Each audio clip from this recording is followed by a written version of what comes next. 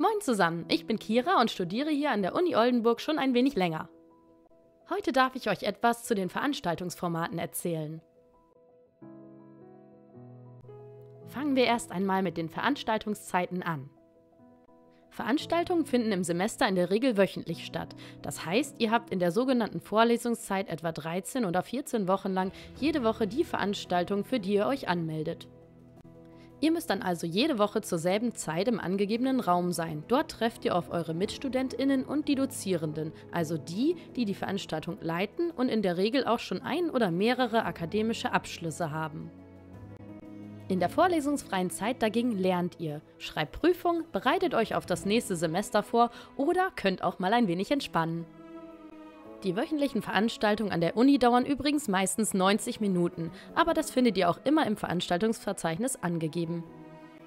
Es gibt aber auch Ausnahmen. Manche Dozierende bieten auch Blockveranstaltungen an. Da werden die Veranstaltungsinhalte kompakt und komplett an nur wenigen Tagen konzentriert erarbeitet. In den übrigen Wochen habt ihr dann keine weiteren Termine, die zu dieser Veranstaltung gehören. Das kann ganz praktisch sein, da ihr dann zwar an diesen Tagen zusammen lange arbeitet, sonst aber mehr Zeit für die Vor- und Nachbereitung eurer anderen Veranstaltungen habt. Schauen wir uns auch mal den Veranstaltungsbeginn an. Wichtig ist hier, dass zwischen ST und CT unterschieden wird. Diese Begriffe drehen sich um das sogenannte akademische Viertel.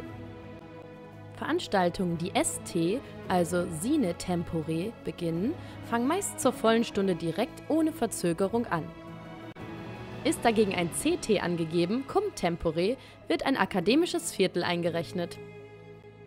Das heißt, die Veranstaltung beginnt 15 Minuten nach der vollen Stunde. Bei den meisten Veranstaltungen an der Uni wird das so gemacht. 90 Minuten später enden die Veranstaltungen, also dann auch 15 Minuten vor der vollen Stunde. Ihr habt somit bis zu 30 Minuten Zeit, bevor die nächste Veranstaltung beginnt. Klasse, oder? Die Zeit könnt ihr nutzen, um mit euren Mitstudierenden, also KommilitonInnen, zu sprechen, schnell mit einem Kaffee etwas Energie zu tanken, etwas in der Mensa oder in den Kaffeebars zu essen und natürlich in den Raum zu eurer nächsten Veranstaltung zu wechseln. Die halbe Stunde ist da auch sehr nützlich, wenn die Räume weit voneinander entfernt sind oder ihr gar den Campus wechseln müsst.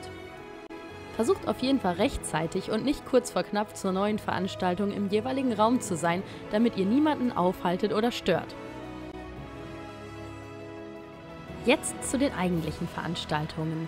Im Studium gibt es verschiedene Veranstaltungsformate. Alle sind ein wenig unterschiedlich organisiert und haben verschiedene Schwerpunkte.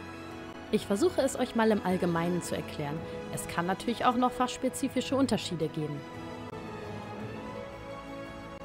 In einer Vorlesung sitzt ihr mit vielen anderen Studierenden in einem der großen Hörsäle.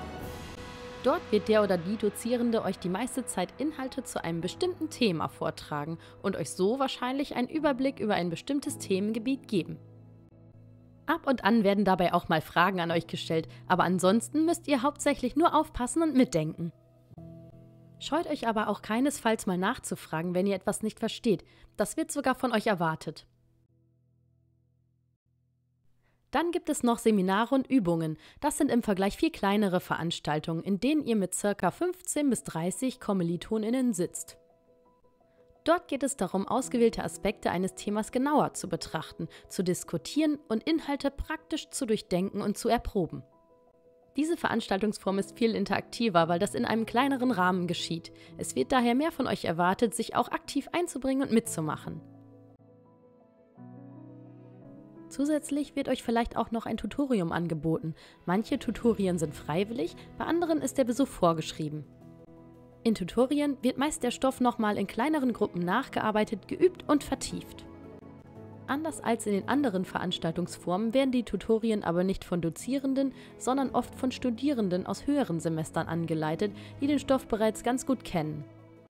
Diese nennt man TutorInnen. Jetzt kennt ihr die wichtigsten Formate. Vielleicht habt ihr das Wort Modul ja auch schon einmal gehört. Wenn nicht, ist das nicht schlimm.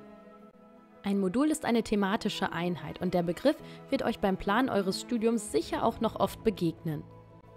Praktisch alle Studieninhalte an der Uni sind nämlich in Module unterteilt und diesen dann verschiedene Veranstaltungen zugeordnet. Ein komplettes Modul besteht also meist aus mehreren Veranstaltungen. Die Kombinationen sind dabei von Fach zu Fach und Modul zu Modul immer etwas unterschiedlich. Grundsätzlich können euch Vorlesung, Seminar, Übung oder Tutorium alle in einem Modul begegnen.